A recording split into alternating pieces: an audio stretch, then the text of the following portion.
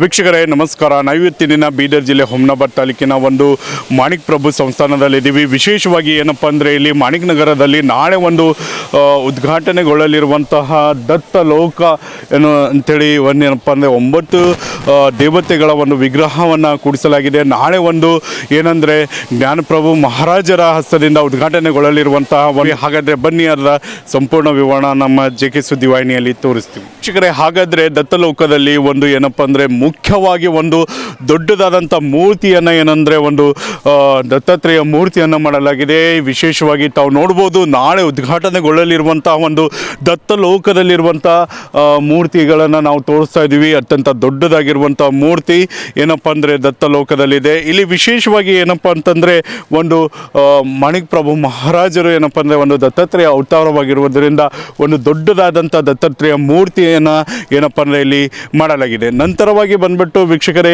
ತಾವು ನೋಡ್ಬೋದು, ಈ ಕಡೆ ಏನಪ್ಪ ಅಂದರೆ ಸರಿಸುಮಾರಾಗಿ 9 ವಿಗ್ರಹಗಳಲ್ಲಿ ಪ್ರಮುಖವಾದಂಥ ವಿಗ್ರಹಗಳನ್ನು ತಾವು ನೋಡ್ಬೋದು. ವಿಷ್ಣು ಆಗಿರ್ಬೋದು,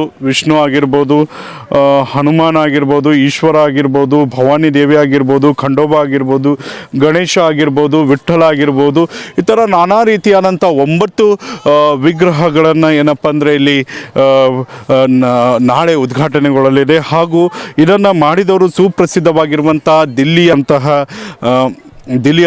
ಪದ್ಮಭೂಷಣ್ ರಾಮ್ ಸುತ್ತರು ಏನಪ್ಪ ಅಂದರೆ ಇದನ್ನು ಮಾಡಿದ್ದಾರೆ. ಸುಮಾರು 70,000 ಸ್ಕ್ವೇರ್ ಫೀಟ್ನಲ್ಲಿರುವಂಥ ಈ ಒಂದು ವಿಶಾಲವಾಗಿರುವಂಥ ಒಂದು ಏನಪ್ಪ ಅಂದರೆ ಯಾರೇ ಒಂದು ದೇವಸ್ಥಾನಕ್ಕೆ ಬಂದಿದ್ದರೂ ಸಹ ಅವರು ಕುತ್ಕೊಂಡು ಸ್ವಲ್ಪ ಏನಪ್ಪ ಅಂದರೆ ದೇವರ ದರ್ಶನ ಮಾಡ್ಕೊಂಡಿದ ನಂತರ ತಾವೇ ಕುತ್ಕೊಂಡು ಏನಪ್ಪ ಅಂದರೆ ಪಡ್ಕೊಳ್ಬೋದು. ತಾವು ಕುತ್ಕೊಂಡು ಏನಪ್ಪ ಅಂದರೆ ಒಂದು ನೋಡ್ಬೋದು ಯಾವ ರೀತಿಯಾಗಿ ಒಂದು ಸುಪ್ರಸಿದ್ಧವಾಗಿರುವಂಥ ನಾಳೆ ಸುಮಾರು ಏನಪ್ಪ ಅಂದರೆ 8 ಗಂಟೆಗೆ ಜ್ಞಾನರಾಜ್ ಮಹಾರಾಜರ ಒಂದು ಅಮೃತ ಹಸ್ತದಿಂದ ಏನಪ್ಪ ಅಂದರೆ ಇದನ್ನು ಉದ್ಘಾಟನೆಗೊಳ್ಳಲಾಗ್ತಾ ಇದೆ.